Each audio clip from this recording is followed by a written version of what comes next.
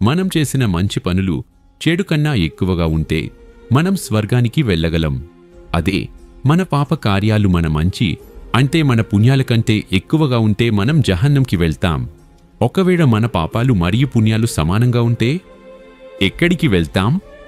Wait Jannat మరియు జహన్నం కాకుండా ఖురాన్లో మరొక ప్రత్యేక స్థలముంది. అదే అరాఫ్. అరాఫ్ అంటే ఏంటో తెలుసా? తెలుసుకోవాలంటే ఈ వీడియోని స్కిప్ చేయకుండా చూసేయండి.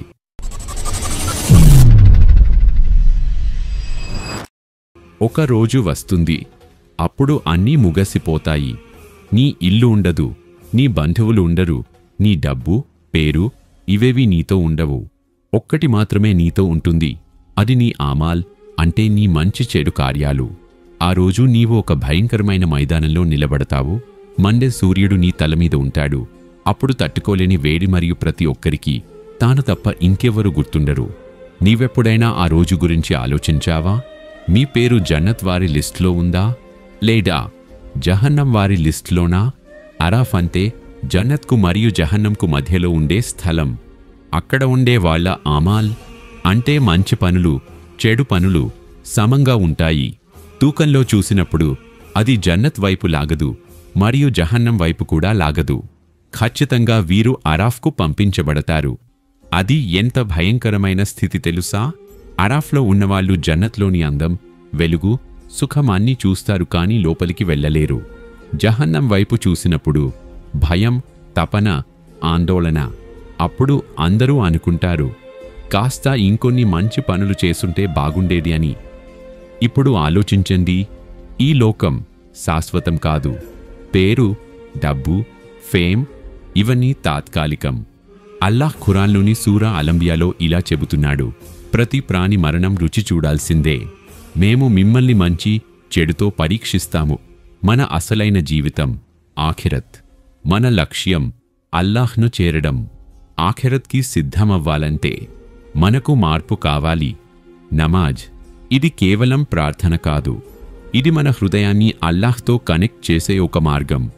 జకాత్ దీనివల్ల మన హృదయాల్లోని స్వార్థం పోతుంది, ఇది మనకు బర్కత్ను తెస్తుంది.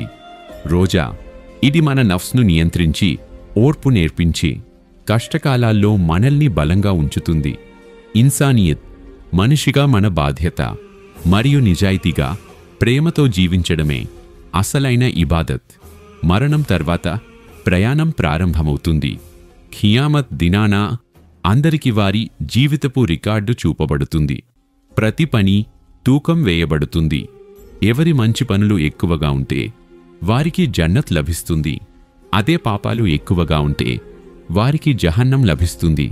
అంతేకాదు ప్రతి ఒక్కరూ పుల్ సిరాత్ మీద నడవాలి. ఇది మరణానికంటే వేగంగా, కత్తికంటే పదునుగా ఉంటుంది. ఎవరికైతే నిజమైన ఇమాన్ ఉంటుందో వారు దాన్ని సునాయాసంగా దాటిపోతారు. జన్నత్ అంటే ఏంటి? అక్కడ ప్రతి అడుగులో ఫలాలు, బంగారంతో చేసిన మహల్లు, సుఖం, ఆనందం, దివ్య కాంతులు ఉంటాయి. అక్కడ మీరు మీ బంధువులను, స్నేహితులను కలుస్తారు. వాళ్ళు అల్లాహ్ కోసం జీవించినవారు. ఇక అల్లాహ్ను ప్రత్యక్షంగా చూడటం అదే జన్నత్లో లభించే అతి గొప్ప బహుమతి. జహన్నం అంటే ఏంటి? అక్కడ మంటలు, రాళ్లతో నిప్పు తీయబడుతుంది. ఆ మంట మనుషుల శరీరాన్ని కాదు, మన హృదయాన్ని కాలుస్తుంది. అక్కడ నువ్వు ఎంత అరచినా వినేవాళ్లు ఉండరు. డియర్ ఫ్రెండ్స్, ఆలోచించండి.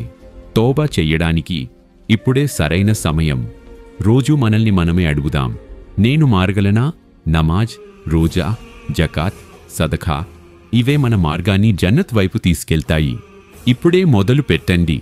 అల్లాహ్ మనపై దయ చూపేలా, మన జీవితం ఆయన మార్గంలో నడిచేలా. ఆమీన్.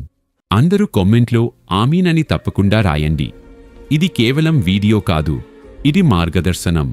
ఇన్షా అల్లాహ్ మనమల్ని మనం మార్చుకుందాం. ఈ వీడియో మీకు నచ్చినట్లయితే లైక్ చేసి షేర్ చేయండి. ఇలాంటి మరిన్ని వీడియోస్ కోసం మా ఛానల్ను సబ్స్క్రైబ్ చేసుకోండి. Yours voice of Islam Telugu.